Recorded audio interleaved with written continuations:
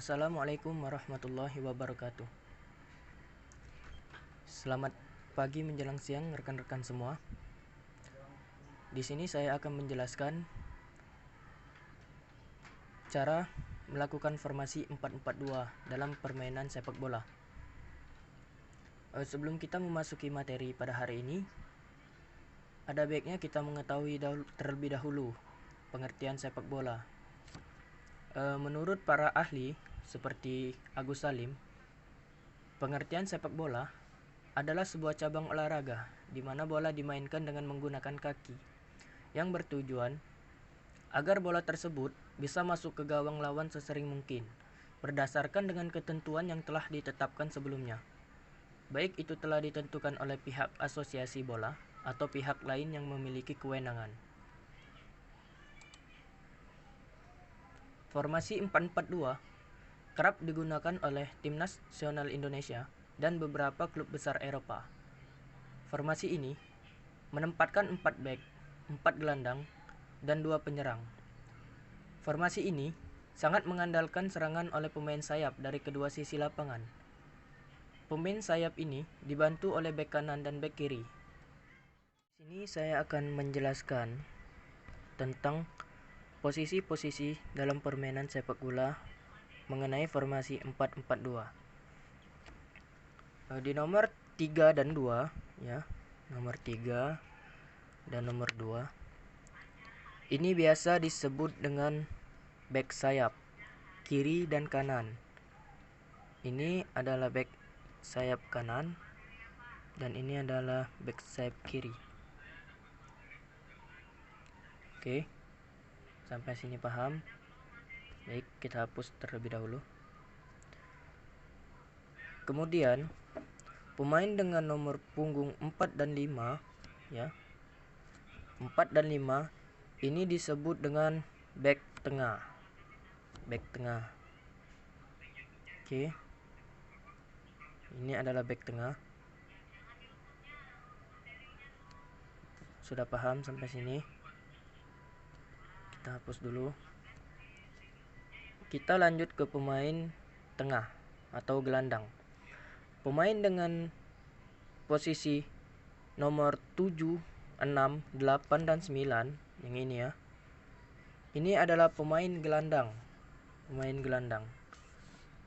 Pemain nomor 7 dan 9 ini adalah gelandang kiri dan kanan.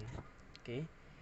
Nomor 7 gelandang kanan, nomor 9 gelandang kiri. Ini biasanya membantu penyerangan ya. Biasanya membantu penyerangan. Oke. Kita hapus terlebih dahulu. Pemain dengan nomor punggung 6 dan 8. Pemain nomor punggung 6 dan 8 ini adalah gelandang tengah. Biasanya gelandang tengah ini tugasnya terbagi menjadi 2.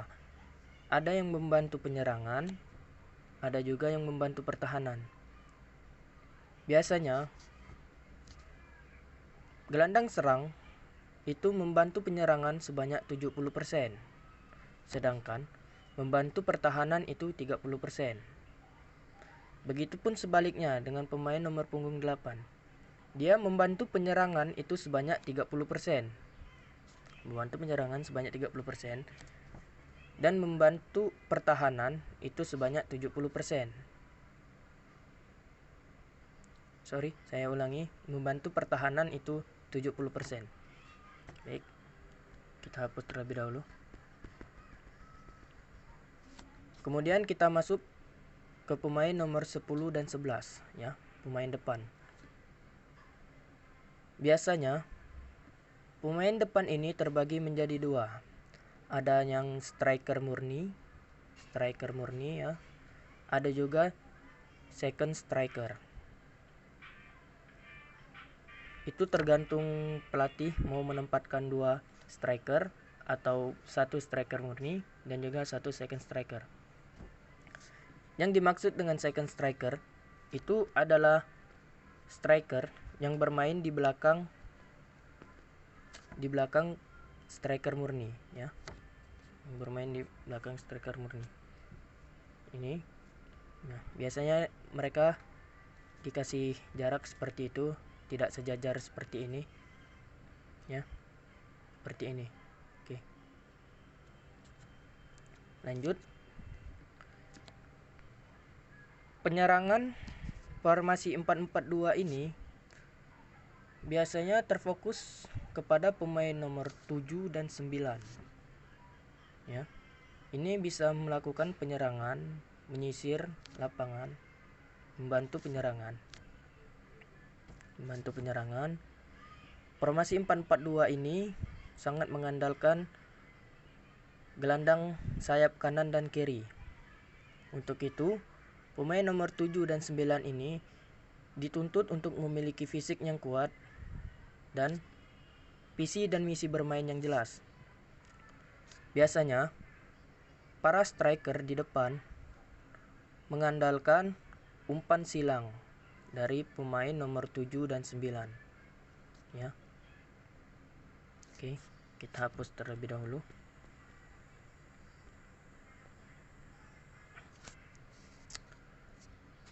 Ketika tim menyerang, anggap saja ya, player 10 dan 11 ini udah naik ke lapangan. Pemain 7 dan 9 juga membantu penyerangan. Ini harus membantu penyerangan. Kemudian, gelandang tengah tadi yang terbagi menjadi 2 tugas, yaitu gelandang serang dan gelandang bertahan, ini bisa maju sedikit, ya. Pemain nomor 8 ini bertugas untuk menjaga pertahanan di bawah. Kemudian pemain nomor 3 dan 2 ini kan di sini posisinya kosong kan, ditinggal pemain nomor 7 dengan 9. Posisi pemain 3 dan 2 itu bisa mengcover posisi yang ditinggalkan oleh pemain 7 dan 9. Nih. Jadi seperti ini ya. Anggap saja seperti ini. Pada saat menyerang, pemain harus bisa mengoptimalkan peluang yang ada sehingga dapat menghasilkan gol. Oke. Kedua center back ini ataupun back tengah ini tidak boleh maju ke depan sekali atau melewati garis tengah. Ya, melewati garis tengah lapangan. Mereka hanya boleh maju sampai di sini. Nih, di belakang garis pertahanan, di belakang apa itu? Garis tengah ya. Karena untuk menerapkan pertahanan offside ya. Menerapkan permainan offside.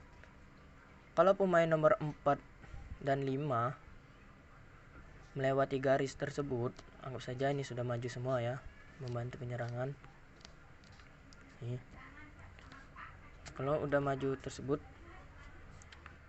ada di, anggap saja di tengah ya. Anggap saja bola udah ada di sini. Ketika penyerangan gagal itu diambil oleh pemain nomor 10 nih, pemain lawan. Jadi pemain 11 masih ada di area lapangan tim sendiri. Kalau ini mengoper ke sini, ini tidak terjadinya offside karena pemain sudah berada di lapangan lawan. Kalau pemain nomor 4 dan 5 ini masih ada di sini, itu bisa untuk menjebak offside. Ya, tapi kalau ada di sini itu tidak bisa karena offside tidak berlaku. Jadi ini kalau pemain nomor 11 sudah menggiring bola nih kan, otomatis lapangan sendiri kan udah kosong nih. Udah nggak ada orang. Nih, udah nggak ada orang lagi kan. Dan juga ini akan membahayakan kiper. Begitu pemain nomor 11 ini masuk menggiring bola, kan bisa saja terjadinya gol. Karena 1 lawan 1 kan biasanya terjadi gol. Oke, kita hapus terlebih dahulu.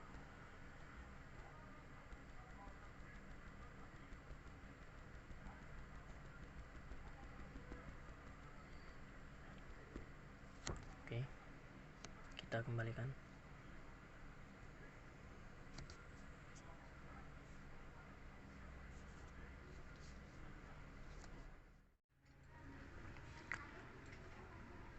Formasi 4-4-2 memang mengandalkan dua striker ya. Ada dua pemain nomor 10 dan nomor 11. Tetapi bukan berarti hanya pemain nomor 10 dan 11 yang akan melakukan penyerangan.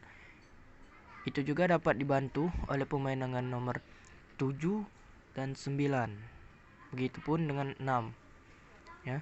Karena gelandang tengah ini tadi terbagi menjadi dua, yaitu gelandang serang dan gelandang bertahan.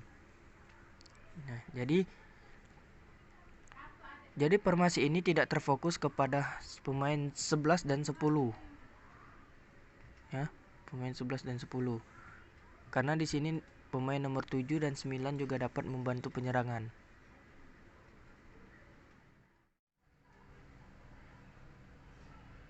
Baiklah. Adapun kelebihan dan kekurangan dalam formasi 4-4-2 ini, yaitu kelebihannya yaitu keseimbangan antara lini belakang dan lini tengah. Ya. Keseimbangan antara lini belakang dan tengah. Jadi sini kan banyak nih pemain yang berkumpul kan di sini. Jadi keseimbangan untuk melakukan possession ball atau penguasaan bola itu seimbang. Mereka bisa bermain terlebih dahulu dengan bola, ya, passing ke pemain 5, mengoper ke pemain 4, begitupun seterusnya ya, ke pemain 8 ataupun ke pemain 4 lagi. Itu adalah kelebihan dalam pola 4-4-2. Oke. Adapun kekurangan dalam formasi 4-4-2 yaitu hanya memiliki dua pemain di lini tengah. Ya, hanya memiliki dua pemain di lini tengah yang dapat membuat penguasaan bola menjadi sulit melawan tim yang memainkan 3 orang gelandang tengah. Hanya saja, menerapkan formasi 4-4-2 juga menyimpan beberapa masalah. Dalam formasi ini, sebuah tim hanya memiliki 2 orang gelandang tengah. Kan seperti yang telah diberitahukan tadi, pemain nomor punggung 7 dan 9 ini membantu penyerangan. Jadi otomatis kan di posisi tengah ini hanya ada pemain player nomor 8 dan 6. Itu juga terbagi menjadi dua tugas kan. Satu membantu penyerangan dan satu membantu pertahanan. Oke. Mereka akan kesulitan mendapatkan bola jika berhadapan dengan tim yang memiliki 3 orang gelandang tengah. Seperti ini misalnya ya. 3 orang gelandang. Nih. 1:3 kan. 1:3. Penerapan formasi 4-4-2 juga akan semakin berat jika tim lawan terus mengarahkan tekanan sepanjang jalannya pertandingan. Terlebih apabila fullback dan gelandang yang beroperasi di sisi kanan maupun kiri lapangan tidak menjalankan tugas bertahannya dengan baik. Seperti ini misalnya pemain nomor punggung 3 nih dan 2. Dianya ikut membantu penyerangan kan, menutup kekosongan ruang yang ditinggalkan oleh pemain nomor 7 dan 9 di sini. Otomatis kan di sini kan masih ada striker lawan nih 3. Nih, jadi misalkan pemain nomor 3 dan 2 ini lambat kembali ke posnya masing-masing, otomatis bola berada di pemain lawan nih. Pemain lawan ini akan menyebabkan terjadinya 6 pemain lawan melawan 3 pemain tim sendiri ya. Jadi otomatis ketiga pemain kita ini ataupun pemain tim akan keteteran ataupun kewalahan mengawal ataupun melawan pemain 6 musuh tadi yang ada berada di garis tengah maupun dalam pertahanan kita. Jadi mereka bisa bermain di sini. Pemain nomor 11 bisa langsung mengoper ke pemain 7 ataupun ke pemain nomor 9 ataupun langsung ke pemain nomor 6 ya. Oke, kita hapus terlebih dahulu.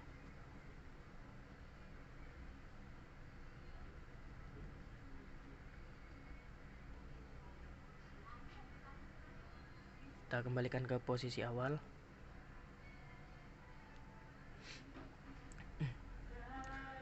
Untuk menambal masalah itu, biasanya pelatih akan menempatkan satu orang gelandang tengah yang memiliki tipe bertahan.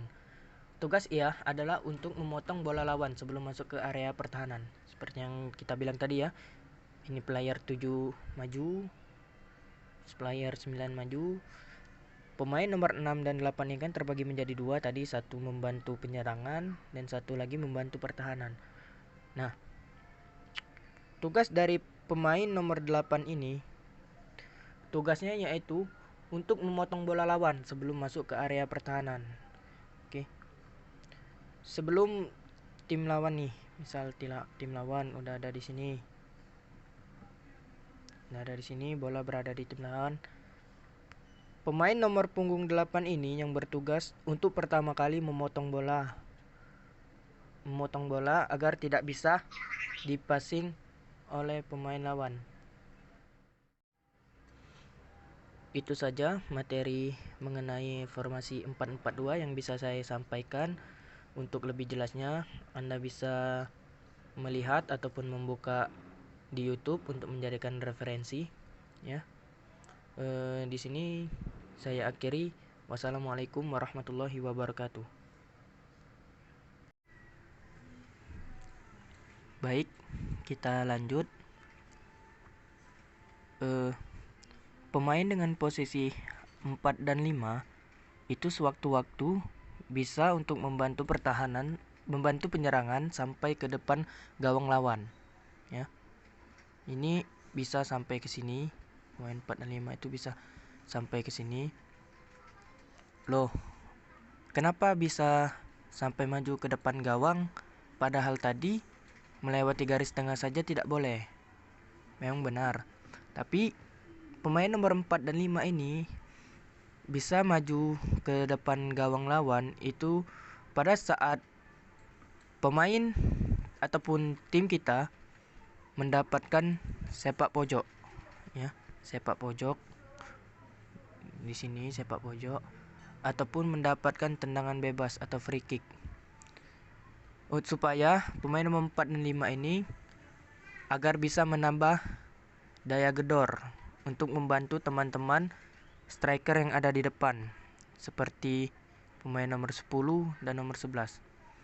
Tapi ingat, pemain dengan nomor 4 dan 5 ini jangan terlalu nafsu untuk maju ke depan.